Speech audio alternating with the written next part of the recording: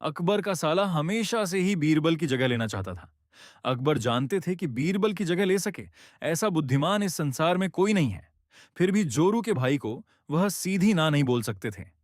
ऐसा करके वह अपनी लाडली बेगम की बेरुखी मोल नहीं लेना चाहते थे।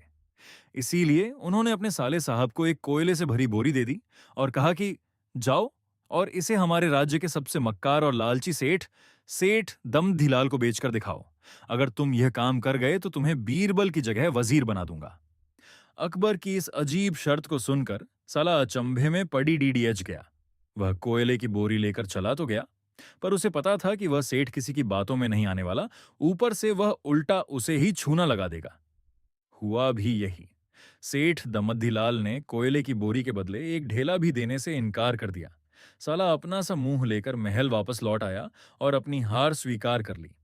अब अकबर ने वही काम बीरबल को करने को कहा। बीरबल कुछ सोचे और फिर बोले कि सेठ दमदीलाल जैसे मक्कार और लालची सेठ को यह कोयले की बोरी क्या, मैं सिर्फ कोयले का एक टुकड़ा ही 10,000 रुपए में बेच आऊंगा। ये बोलकर वह तुरंत वहां से रवाना हो गए। सबसे पहले उसने एक दर्जी के पास जाकर एक मखमली कुर्ता सिलवाया, हीरे मोती वाली मालाएं गले में डाली, महंगी जूती पहनी और कोयले को बारीक सुरमे जैसा पिसवा लिया। फिर उसने पिसे कोयले को एक सुरमे की छोटी चमकदार डिब्बी में भर लिया।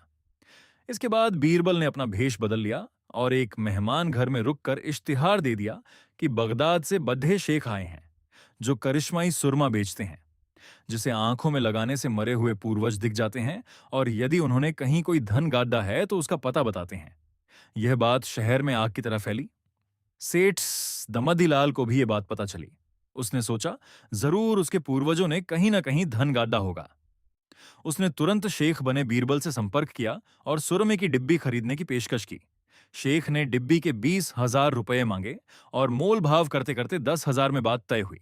पर सेठ भी होशियार था। उसने कहा, मैं अभी तुरंत ये सुरमा लगाऊंगा और अगर मुझे मेरे पूर्वज नहीं दिखे तो मैं पैसे वापस ले लूंगा।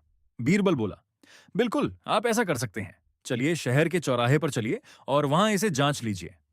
सुरमे का चमत्कार देखने के लिए भिड़ाची इकट्ठा हो गई। तब बीरबल ने ऊंची आवाज में कहा, ये सेठ अब भी ये चमत्कारी सुरमा लगाएंगे और अगर ये उन्हीं की औलाद हैं जिन्हें ये अपना माँ बाप समझते हैं तो इन्हें इनके पूर्वज दिखाई देंगे और गड्ढे धन के बारे में बताएंगे। लेकिन अगर आपके माँ बाप में से किसी ने भी बेईमानी की होगी और आप उनकी असल औलाद नहीं होंगे तो आपको कुछ भी नहीं दिखेगा। और ऐसा कहते ही बीरबल ने सेठ की आंखों में सुरमा लगा दिया। फिर क्या था, सिर खुजाते हुए सेठ ने आंखें खोली। अब दिखना तो कुछ था नहीं, पर सेठ करे भी तो क्या करे। अपनी इज्जत बचाने के लिए सेठ ने 10,000 बीरबल के हाथ थमा दिए और मुंह फुलाते हुए आगे बढ़ गए। बीरबल फौरन अकबर के पास पहुंचे और रुपए थमाते हुए सारी कहानी सुना दी। अकबर का साला बिना कुछ कहे अपने घर लौट गया और अकबर बीरबल एक दूसरे को देखकर मंद मंद मुस्काने लगे। इस किस्से के बाद फिर कभी अकबर के साले ने बीरबल का स्थान नहीं मांगा।